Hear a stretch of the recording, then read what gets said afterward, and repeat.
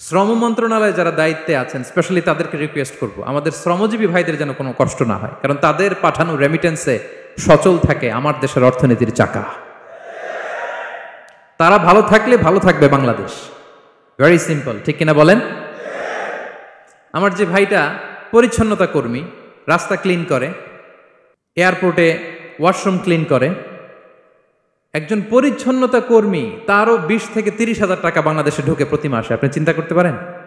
হ্যাঁ, 6টা মাস যদি রেমিটেন্স বন্ধ হয়, শ্রীলঙ্কার চেয়েও খারাপ অবস্থায় বাংলাদেশে চলে যাবে। জাস্ট অনলি 6 মান্থস ভয়ঙ্কর অবস্থা হবে বাংলাদেশের। এটা আল্লাহর পক্ষ থেকে একটা স্পেশাল রাহমা, মার্সি অ্যান্ড ব্লেসিংস, যা আমাদের রিজিকের তাগিদায় সারা বিশ্বে যে কাজ করতে হয়, আমরা কাজ করি আর দেশে টাকা পাঠাই, আর সচল থাকে আমার দেশের অর্থনীতির চাকা। আলহামদুলিল্লাহ পড়েন। সো বাংলাদেশের গভর্নমেন্টকে আমি বিনীত অনুরোধ জানাবো, শ্রম মন্ত্রণালয়কে অনুরোধ জানাবো, এয়ারপোর্ট অথরিটিকে অনুরোধ জানাবো, আমার শ্রমজীবী ভাইদের সাথে ভালো আচরণ করুন, তাদের সাথে কোঅপারেট করুন।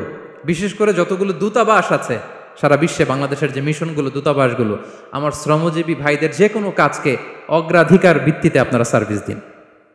এটা দিতেই হবে, ঠিক কিনা বলেন? তারা ভালো থাকলে ভালো থাকবে বাংলাদেশ। তো এই জন্য শ্রমের কোনো বিকল্প নাই। নিজ হাতে উপার্জিত অর্থ, নিজ হাতে উপার্জিত কামাই, এটা শ্রেষ্ঠ কামাই। তো আলহামদুলিল্লাহ আজকের অডিয়েন্সের মধ্যে শ্রমজীবী ভাইয়েরা বেশি। আলহামদুলিল্লাহ পড়েন। এটা আমাদের সৌভাগ্য। এই যে বাংলাদেশে এখন চাকরি নাই, চাকরির বাজার মন্দা, মাস্টার্স পাস করে বেকার টোটো কোম্পানির ম্যানেজার, এরকম আছে না নাই? তার বিপরীতে আল্লাহ তাআলা আপনাদেরকে মালয়েশিয়া নিয়ে আসছে। প্রতি মাসে আপনি টাকা পাঠান, আলহামদুলিল্লাহ। আপনি বাংলাদেশের যে উন্নয়ন, বাংলাদেশের যে ডেভেলপমেন্ট, এই যে স্মার্ট বাংলাদেশ বলে বলে মন্ত্রীরা মুখে ফেনা তুলে ফেলে, এটার গর্বিত অংশীদার আপনি, ঠিক কিনা বলেন? আপনি গর্বিত অংশীদার। You are the contributor, you are the real contributor. আপনার অবদানে বাংলাদেশ আজকে সচল, আলহামদুলিল্লাহ। সো মন ছোট করার কোনো সুযোগ নেই। নিজ হাতে উপার্জিত কামাই, এটা পৃথিবীর শ্রেষ্ঠ কামাই, আলহামদুলিল্লাহ। পরিশ্রমের মাধ্যমে যে উপার্জন, এটাকে ইসলাম আমাদেরকে উৎসাহিত করে। শুধু নামাজ, রোজা, জিকির এগুলো নিয়ে ইসলাম আমাদেরকে পড়ে থাকতে বলেনি। কোরআনিক অর্ডার হচ্ছে আপনার নামাজ শেষ, আপনি বেরিয়ে পড়বেন, কাজে বেরিয়ে যাবেন। ফাইদা কুদিয়াতিস সালাতু ফান্তাশিরু ফিল আরদি ওয়াবতাগু মিন ফাদলিল্লাহ। বিধানটা কার বলুন? আওয়াজ করে বলুন, বিধানটা কার? এটা কোরআনিক ভার্ডিক্ট, কোরআনের বিধান। নামাজ শেষ গোল হয়ে বসে জিকির করতে বলা নাই আল্লাহ। আল্লাহ বলেছে ফান্তাশিরু ফিল আরদ ওয়াবতাগু মিন ফাদলিল্লাহ, জমিনে ছড়িয়ে পড়ো, আল্লাহ রিজিক তালাশ করো। নামাজ শেষ বেরিয়ে যাবেন, কৃষক চলে যাবে মাঠে, শ্রমজীবী চলে যাবে ফ্যাক্টরিতে, শিক্ষকরা চলে যাবে তাদের শিক্ষা প্রতিষ্ঠানে, কর্পোরেট ওয়ার্ল্ডের লোকেরা চলে যাবে তাদের প্রতিষ্ঠানে। ডেভেলপমেন্ট করতে হবে, সিভিলাইজেশন করতে হবে। নামাজের পরে গোল হয়ে বসে থাকা চলবে না। কি ব্যালেন্স দেখেছেন ইসলাম? আজান হয়েছে তো মসজিদে আসো, নামাজ শেষ বেরিয়ে পড়ো, আলহামদুলিল্লাহ। কি ভারসাম্যপূর্ণ ইসলাম। ফাইদা কুদিয়াতিস সালাতু ফান্তাশিরু ফিল আরদ, যখন সালাত শেষ জমিনে ছড়িয়ে পড়ো, আল্লাহ রিজিক অন্বেষণ করো। তাহলে শুধু নামাজ রোজার মধ্যে ইসলাম নয়, আপনাকে কর্মঠ হইতে হবে, পরিশ্রম করতে হবে, হাড় ভাঙা পরিশ্রম। বিশ্বনবী সাল্লাল্লাহু আলাইহি ওয়াসাল্লাম অত্যন্ত পরিশ্রমী ছিলেন। He started his first career as a shepherd. সুবহানাল্লাহ। ওনার প্রথম ক্যারিয়ার উনি রাখাল হিসেবে শুরু করেছেন। রাখালরা যে কাজ করে, অর্থাৎ মরুভূমিতে ভেড়া, মহিষ, ভেড়া, ছাগল, তারপর বকরি, দুম্বা, এই চরানোর কাজগুলো দিয়ে বিষ্ণু সাল্লাল্লাহু আলাইহি ওয়াসাল্লাম তার ক্যারিয়ার শুরু করেছেন এজ এ শেফার্ড। বিষ্ণু সাল্লাল্লাহু আলাইহি ওয়াসাল্লাম বলেন, সহিহ বুখারীর বর্ণনা, মা বাআসাল্লাহু নাবিয়্যান ইল্লা রাআল গানাম। আল্লাহ তাআলা এই পৃথিবীতে এমন কোন নবী পাঠায় নাই যে নবীরা ছাগল চড়ায় নাই। সুবহানাল্লাহ পড়বেন না? সাহাবারা বললেন, ওয়া আনতা ইয়া রাসূলুল্লাহ, হে আল্লাহর নবী আপনিও ছাগল চড়িয়েছেন? বিষ্ণু সাল্লাল্লাহু আলাইহি ওয়াসাল্লাম বললেন, নাআম, আমিও ছাগল চড়িয়েছি।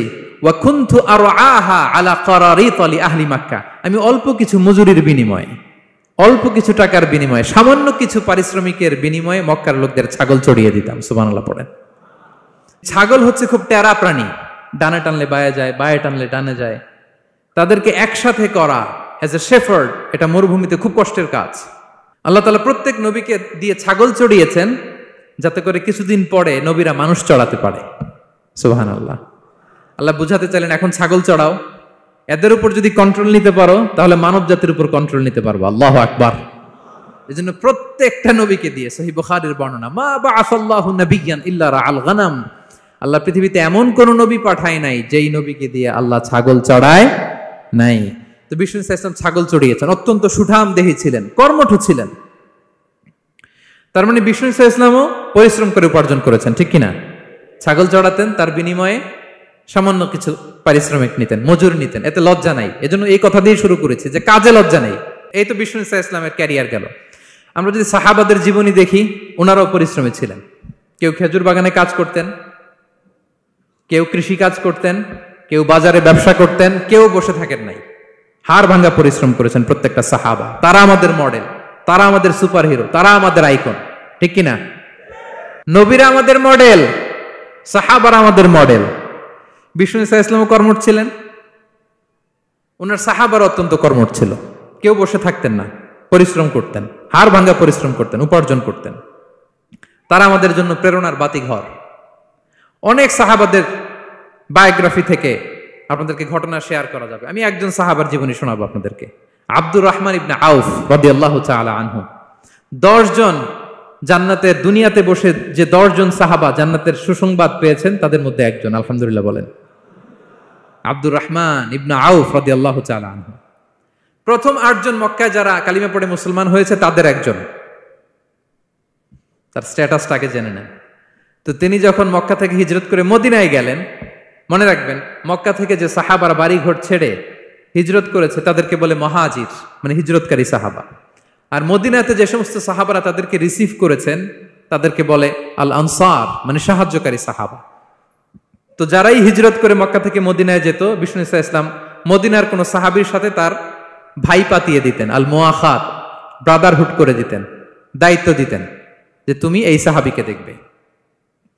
তো আব্দুর রহমান ইবনে আউফ রাদিয়াল্লাহু তাআলা আনহু যখন হিজরত করে গেলেন, তার দেখভাল করার জন্য যে সাহাবীর দায়িত্ব পড়ল তার নাম হচ্ছে সাআদ ইবনে রাবিয়া, আনসারী সাহাবী রাদিয়াল্লাহু তাআলা আনহু। বিষ্ণু বললেন, সাআদ, আব্দুর রহমান ইবনে আউফ তোমার ভাই, ভাই বানিয়ে দিলেন। কি বানিয়ে দিলেন?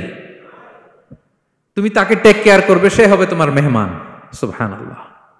সাআদ ইবনে রাবিয়া রাদিয়াল্লাহু তাআলা আনহু তিনি আব্দুর রহমান ইবনে আউফকে ডেকে নিয়ে গেলেন, ঘরে নিয়ে গেলেন মেহমানকে, এবং বললেন, ইয়া সাআদ ইন্নী আকসারুল আনসারি মালান। হে সাআদ, তুমি চিন্তা করো না, তুমি মনে করো না যে তোমার ভরণ পোষণ দিতে আমার কষ্ট হবে। আমি মদিনার সবচাইতে বড় বিজনেস ম্যাগনেট, সবচাইতে বড় বিজনেস ম্যাগনেট আমি। No tension, don't worry about it. Tension নিও না, আসো, তোমার জন্য আমার কি প্রপোজাল শোনো। ফাআকসিমু লাকা নিসফা মালি, আমার যত সম্পদ আছে আমি অর্ধেক তোমার দিয়ে দিব। সুবহানাল্লাহ। এত আসতে আপনার বাড়িতে কেউ মেহমান হলে করতে পারবেন এরকম? আল্লাহ, কেমন প্রেরণার বাতিঘর তারা। ফাআকসিমু নিসফা মালি, হে আব্দুর রহমান ইবনে আউফ, আমার অর্ধেক সম্পদ তোমারে দিয়ে দিব। এখানেই শেষ না, এরপর বলতে লাগলেন, আমার অনেকগুলো স্ত্রী আছে, তুমি কোথায় যে মেয়ে খুঁজবা, প্রস্তাব দিবা, এত ঝামেলার দরকার নাই। আমার কোন স্ত্রীকে তোমার ভালো লাগে বলো, তার যদি তোমাকে ভালো লাগে তাহলে প্রয়োজনে তাকে আমি ডিভোর্স দিয়ে দিব, তাকে নিয়ে তুমি সুখের সংসার করবা।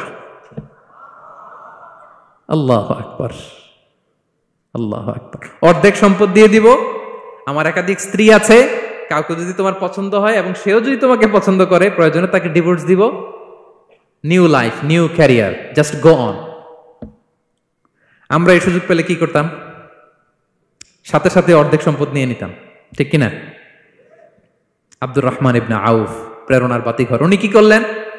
উনি বললেন, লা হাজাতা লি ফি যালিক, আমার ভাই তুমি যে বলছো, এ সাআদ ইবনে রবি, তুমি যে এত চমৎকার প্রপোজাল দিয়েছো, এতেই আমি খুশি, তোমার কোনো কিছুর আমার দরকার নাই। বারাকাল্লাহু লাকা ফি আহলিকা ওয়া মালিক, আল্লাহ তোমার সম্পদেও বরকত দেখ, আল্লাহ তোমার পরিবারেও বরকত দেখ। তবে একটা কষ্ট করতে হবে, সেটা কি? আব্দুর রহমান ইবনে আউফ বললেন, দুল্লানি ইলা সুক, just show me the way to market. মদিনার বাজারটা কোথায় এটা একটু দেখায় দাও। আমি নতুন মানুষ, পথঘাট চিনি না। দুল্লানি ইলা সুক, just show me the way to market of Medina.